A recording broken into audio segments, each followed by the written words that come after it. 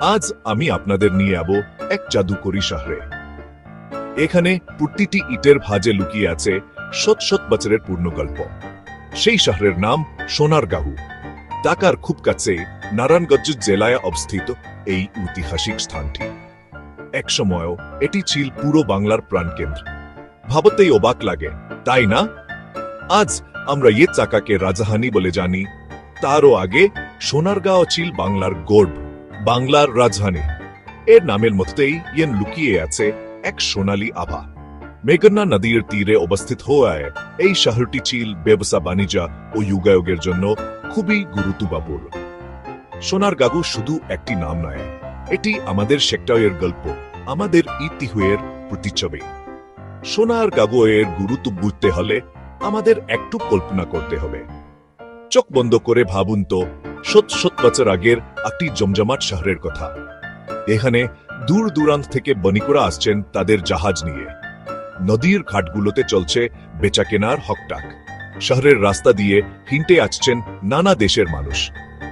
বাতাসে ভেসে বেরাচ্ছে মশলার সুগন্ধ আর তান্তের খটখট শব্দ।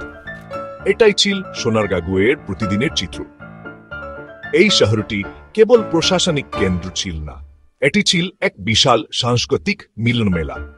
শিল্প, সাহিত্য আর বাণিজ্যের এক অপূর্ব সমন্বয় ঘটেছিল এখানে।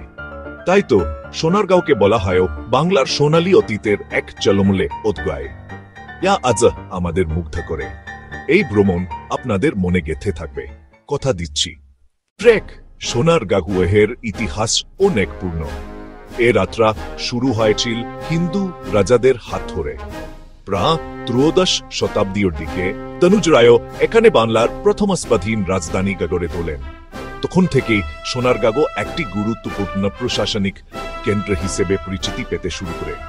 চারদিকে নালা দিয়ে এগেরা এ জায়গাটি ছিল বেশ সুরক্ষিত। শত্রুরা সহজে আক্রমণ করতে পারত না। হিন্দু রাজাদের শাসনামলে সোনারগাঁও ধীরে ধীরে একটি সমৃদ্ধ জনপদ হিসেবে উঠতে থাকে। তবে এর আসল বর্তুক শুরু হয় মুসলিম সুলতানদের আগমনের পর। তখন থেকেই সোনারগাঁওয়ের নাম ছড়িয়ে পড়ে দেশ থেকে দেশান্তরে। চতুর্দশ শতাব্দীতে সোনারগাঁও চলে আসে দিল্লির সুলতানদের অধীনে।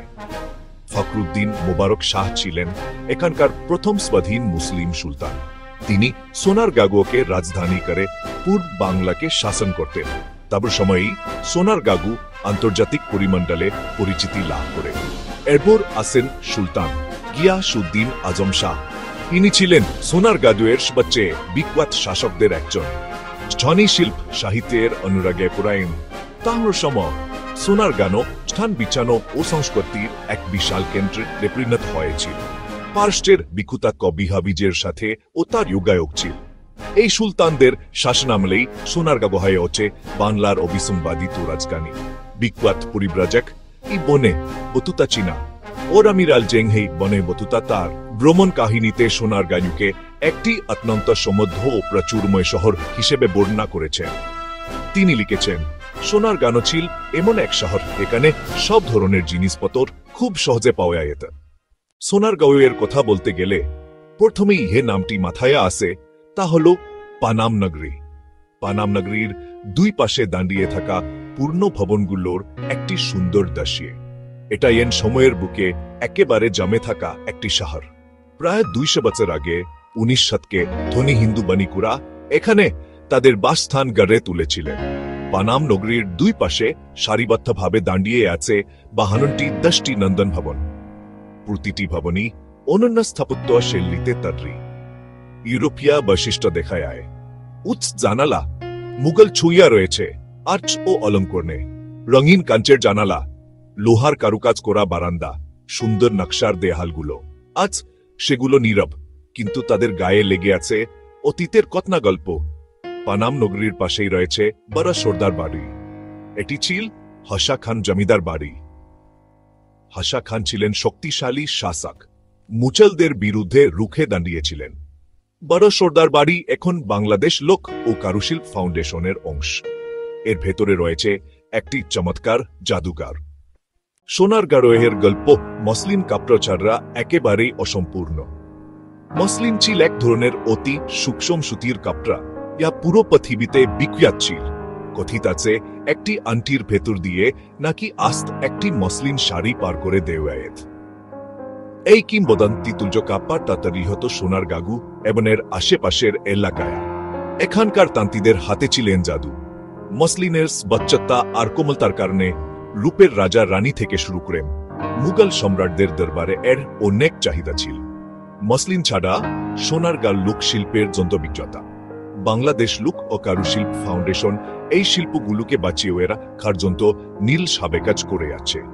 সোনারগাঁকিয়ে মেলা মানেই রাজ্যের উৎসব, আনন্দের উৎসব।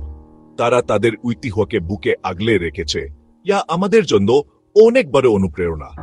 এটি এমন একটি জায়গা যেখানে অতীত আর বর্তমান একসাথে হাতে ধরে চলে। আমাদের এই ছোট্ট প্রয়াস ছিল আপনাদেরকে সেই সোনালী অতীতের একটি ঝলক দেখানো। যদি বাংলার ইতিহাস ঐতিহ্য নিয়ে এমন আরো চমৎকার গল্প জানতে চান, তাহলে অবশ্যই আমাদের YouTube channel Heritage Tales BD subscribe করুন।